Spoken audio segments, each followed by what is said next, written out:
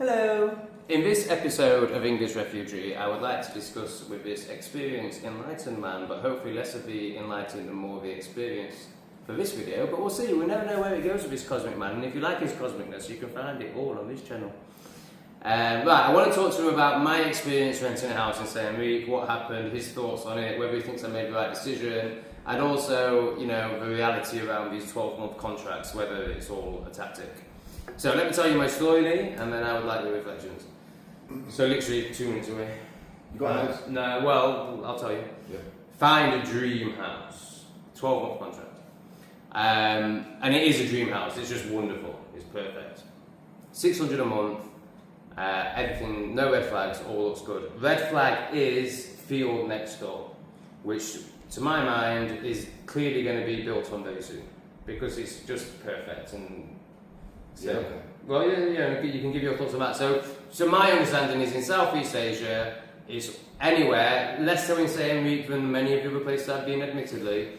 It's expanding, it's growing, more expats are coming, putting money in, more luxurious villas are being built. I've only been here a week, so you can tell me, but I think this area is very desirable. Okay. And it's inevitable that a villa will be built next to this in the next 5 years, let's say that. Would you agree to that? Possibly. Possibly. Inevitable, possibly. I can't agree to this, I don't know where it is, I haven't seen it. Okay, I mean, it's the next street office one. Right, well I've not seen any villas being built around here for the last 2 years. Really? Apart from next door, but that was the son of the family that's here. So I think after my horrendous experiences in Vietnam, I've maybe gone a bit over the top on this. Just pull the handle up. I've maybe gone a bit over the top on this, and I've been too cautious, because basically I turned down my dream house over an empty field next to it, so maybe I'm going a bit over the top. I mean, you pay your money, you take your chance, right? You roll the dice. The chances of them building somewhere, yeah, they could do, but what you're thinking about the way it's going to be built, I mean, yeah, they built next door there, but it wasn't like it was in Vietnam for you. Go on. A lot more of this is not that much noise. I know it sounds weird, but there is noise, but there isn't as much. Because they don't use machinery as much and things like that? It's more... See, what they were building there was this big concrete structure, right? So they had all of this coming in. What they built next door there is beautiful. And yes, they were making builder's noise. Yes, they were cutting. Yes, they were grinding. Yes, they were doing that stuff. But it wasn't as obtrusive as you would find it. I'm sure. But it would still be obtrusive for you. Yes.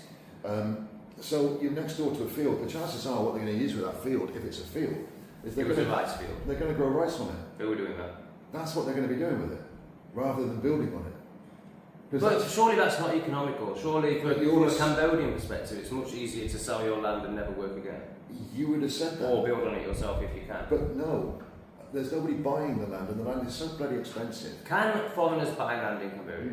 Yeah, not really. Right. It's like in this area where it needs a Cambodian to do it. Yeah. So they can buy the land and mix it. But is the land got a for sale sign on it? No, nothing. It was a rice field. So rice fields stay as rice fields.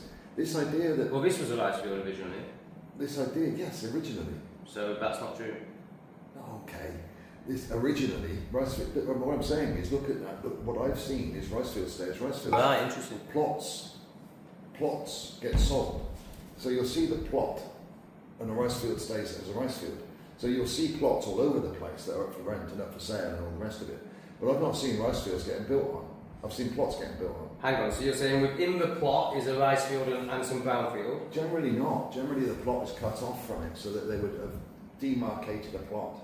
And the rice field... Who's they? Like whoever owns the land or whoever's trying to sell it on. Not the government, the Cambodian? Yeah, the Khmer. And are you saying that they care about the rice fields and protect them? Yes, from what I've seen, yes. Wow. They work them. And realistically, when you're talking about a lot of expats coming here with a lot of money and building all this stuff, not yet. St. Enrique hasn't had that yet? No, people would say it is. Well, this fits into my experience trying to buy a phone stand. You know, everywhere I've been, obviously Digital Nomad Central, every other shop selling a phone stand, whereas I've searched and searched, like it took me 2 days to find one here. And it's a crap one, I can't find one like that. You won't. I mean, you might get something reasonable in the UFO store. Well, no, that's why I ended up getting professional. It's this big. Yeah, because Digital Nomad Central. People. Well, I don't think this is. I'm saying it isn't. Yeah. Right? The internet here is terrible. The broadband speeds are terrible. That's fantastic. it is for one, but to do anything bigger than that, no. Oh, you mean like a community cafe? What do they call them? Nomad cafe. I've got my own Zoom. I made my own Zoom, so I create a lot of software that I want to remove my dependency from others. So, for instance, Zoom. I don't want to use Zoom. I want to use my own software, right? That I can run from my own laptop. But there's not enough upload speed here. You can't. This place has got the best upload speed I've ever seen. You need a gigabyte. There isn't a gigabyte available in Cambodia.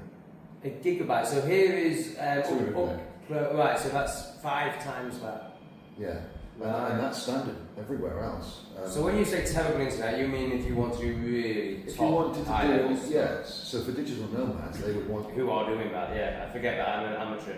they would want something more connected, right? So I'd say terrible. The internet structure here is not been developed. Yeah. So it's lagging behind. If you wanted to run a service centre in Siem Reap, you would struggle for connectivity speeds. Okay. You'd need a larger broadband, right? So you've got reasonable. It's reasonable, but it's all it is reasonable. And they need to increase that, and that's part of what they're doing here, or part of what the infrastructure costing is going to be going into. Same with Phnom Penh. It's not there either. Right. So we've just done a remote school. We've just created software for a remote school, so they can run it. They don't need to use Zoom and Telegram for what they were doing. We've given them a bespoke software for themselves. But they can't use it in Cambodia. They've got to go to Singapore. Whoa. Because they haven't got the VPS, the upload and download speeds won't connect here, so they've got to use it for Singapore. Interesting. My personal one, I bounced off Switzerland. Okay, so thank you, that was amazing, but let's not get lost in technicals. Right, so the house. So back to the house. So I'm now feeling like I've made a mistake. So the concept of this is going to get built on because there's thousands of expats coming here and it's going to get swapped is kind of like what there's a few got that thinking right at the moment. A few have. Now, A few who? Expats or people. They've got that consideration, and a few governments. Cambodians? No, others, not Cambodians. I'm not going to go into who's. Okay. But there's a few people that I speak with that are, for whatever reason, connected. And they tell me what other people are saying. Right, okay. So it's like this information stream that comes. Okay. And they're talking about this possible increase in the community here. Let's call it that, expat, whatever. But the community here. But we were talking before about this place being a little bit special. Yeah. Which has its own filter. Yeah, it stops for people who are just flashy with money wanting to build big houses. Yeah, and they all came in 2019, 2018, but really that was a lot of, let's say, state-sanctioned funding, without going too far. Yeah. East Asian state-founded funding. So there was a lot of investment put into this area, money grabbing. And if you've been driving around, you'll see a lot of empty hotels, a lot of empty properties. I've been told about them more than seen them, yeah. I mean, I'm sure I've seen them, but I didn't know they were empty. There's very few people here, and there's an awful lot of places shutting down. That's very much to do with what the government have warned people about in terms of this war. It's part of that, but it's sort of part of the crushing of the Khmer. But also, this started through 2020 with that other fake thing that happened then. So all of this investment went in here, and then 2020 happened, and everything stopped, right? So all of a sudden you've got 2 years where there's nothing happening. A golf course here was sold, closed. They can't keep it open. These things shouldn't be, in that investment, millions of dollars worth of golf course. They can't keep it open because there's nobody here using it, right? Well, if this place is building up full of these expat, expensive CEOs that are just spunking money, golf courses are exactly where they're going to be, and there's nobody there. Yeah. Right. So there's a lot of gyms, there's a lot of exclusive places here that are empty to very few people in them, which I find is beautiful. Well, it's kind of like protecting what's so amazing about this place. Yes. Isn't it? Like, we don't want it to turn into Barbie. No, and it can't. Right. I think it was trying to. And when you say it can't, are you talking energetically it won't be allowed, or you mean... Bit of both. Yeah, can you talk into the practicals? It hasn't happened. There's the practical. So effectively they were trying to build it into that and it didn't become it. Well, that's like trying to instill fear into somebody who has no fear. You can try, Yeah. but it ain't going to work. So when you flew into the new airport, which is in the middle of a fields. Yeah, it really is. With an 8 mile, but the old airport here was beautiful. But that same money, the same money that you saw in the tech airport in Phnom Penh, was an investment fund to create this multicultural place where everybody could go, right? And they were going to build a new Siem Reap around that airport, the one that you've gone to. The one that I've recently gone to, Yeah. not Tech. Yeah, so there's a shit of casinos, nightclubs, and all of this stuff it's going a in there. horrible crap. Built the same as that type of ilk would want, Yeah.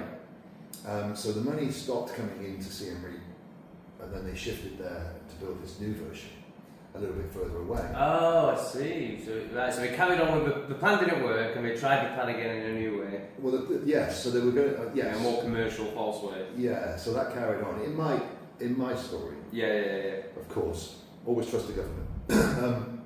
But so they started to build this, and that big long road and all that other bullshit, and it's just horrible, right? It's an abomination, really. And they cut that through all of those rice fields and everything else. For what, right?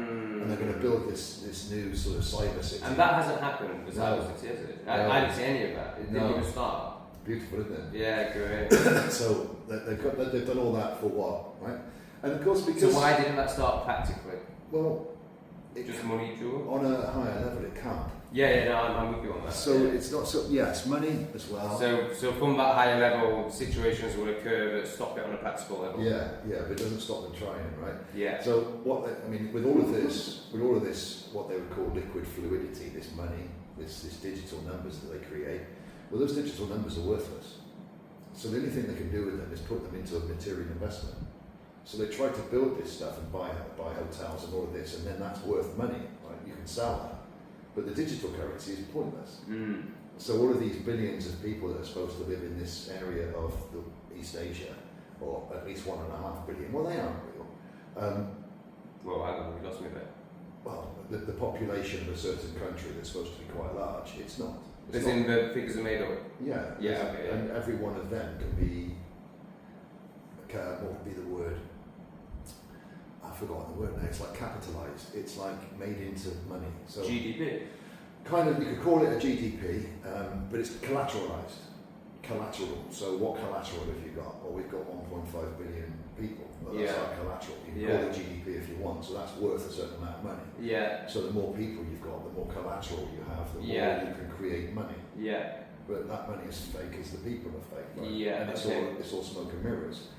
But if you then shift that money into land and you buy up land and you create all of this area, then you've got what you could see as a material investment, which seems to be valuable.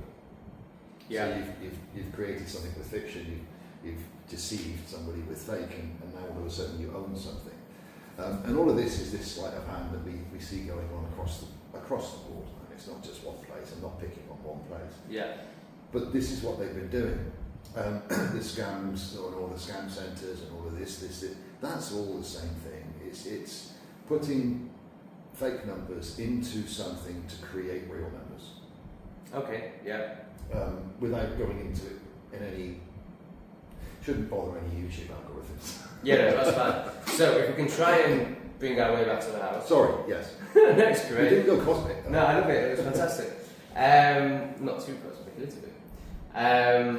So back to the house. So I feel like I made a mistake because it is a great house. It's only 150 more than this place. Yep, The fear is obviously like, so I got him, we'll get into contracts in a minute, but we'll stay with this. I got him down to a 6-month contract. So the fear is signing a 6-month contract over living here footloose and fancy free. Yeah, well, that's a decision you've got to make, isn't it? But it's based purely on the fact that I thought we were going to build in that field. And he pointed out that they can't build for 3 months because it's rainy season anyway. I don't know if that's true. They won't build in that field. For 3 months because it's rainy season. They wouldn't even build in that field over the Christmas period. So if it started, it would start in January. Why is that? Because of the weather? Yeah, it's so hot and it's high season. Oh, so you've got rainy season, then High hot season. season, have you? High season.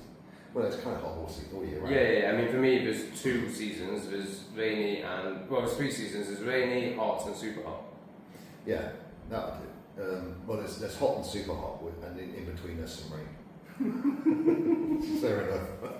So for a period you don't get any rain, and then you get some rain, but it still stays hot, and then it's super hot. So you're basically saying I'd be alright for 6 months. Yeah. Maybe I should go into it. And I'm really happy here as well. The thing is, as it gets hotter, I've already stopped using my balcony. I can't use my balcony. So as it gets hotter, I think I'm going to really appreciate having green area that I can sit in with under shade. I think this room is going to get really hot, basically. No, the sun, what you're going to, this is another weird thing that you haven't experienced yet. What you're seeing on the balcony, because you can see the sun, right? The sun's it's always on the balcony. But it isn't. It comes there. So the sun actually, like this. The sun goes this way. Right. So for a lot of the year, we don't see the sun out there. It's the sun is above the building and the building masks it. So your balcony will be it will be shaded.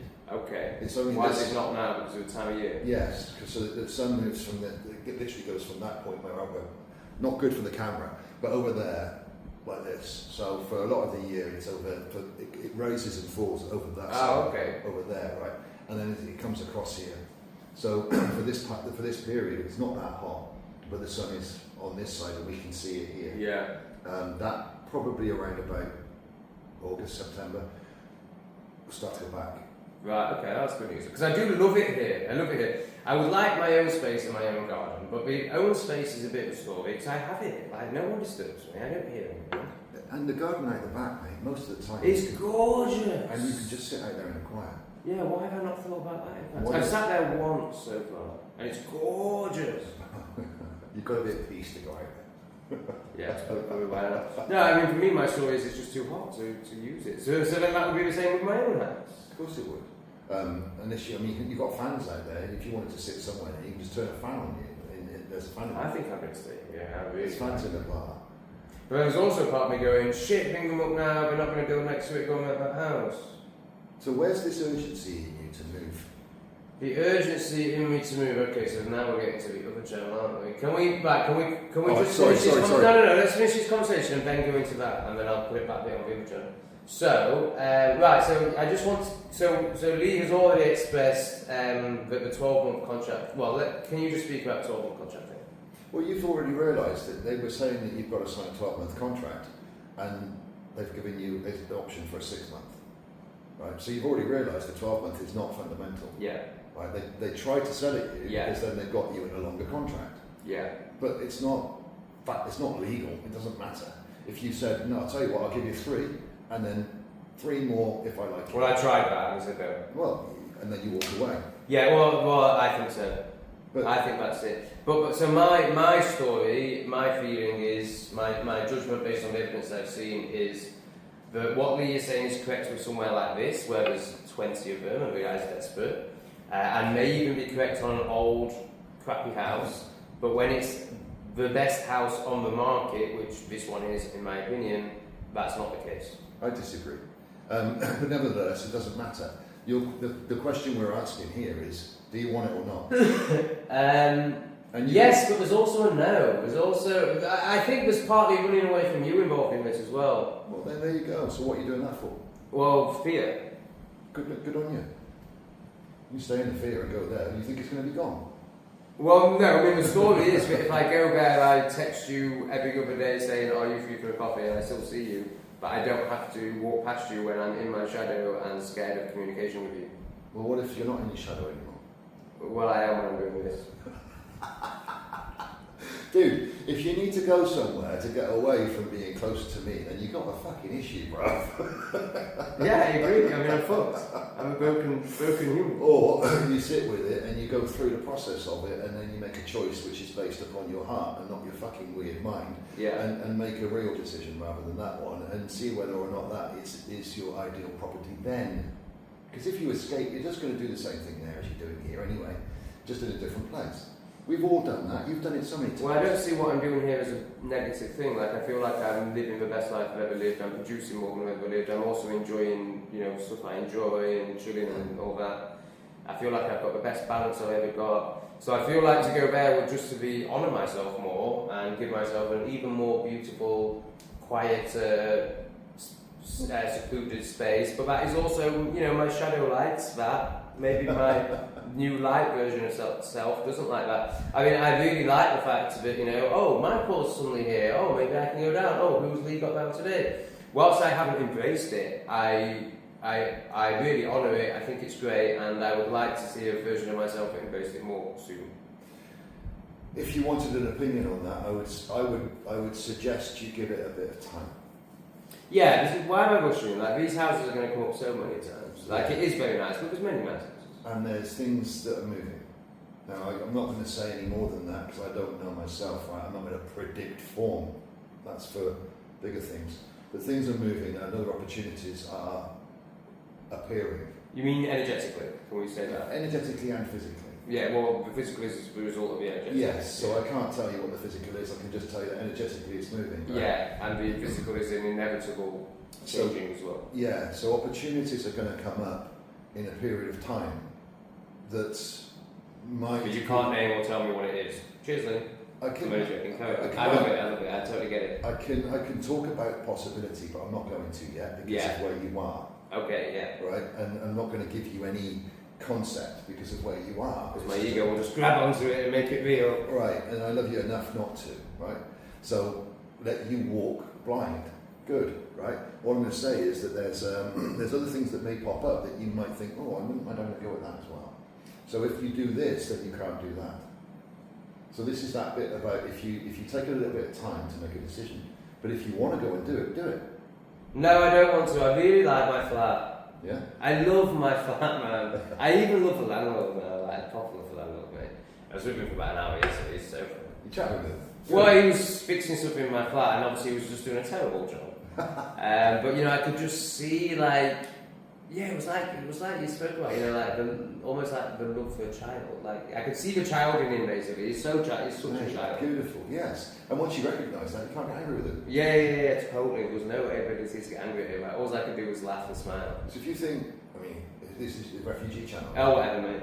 So the first 3 days you were here, there was angry outbursts, right? And then you felt humiliation. Let's call it that. You know, that's your own. Okay, let's start a new video and just carry on this conversation with a new video. If you enjoy my chats with Lee, then there's loads of them on my other channel, this channel, so go and check that channel out. And there's probably, there is a playlist, I will make one now, titled Conversations with Lee. Enjoy!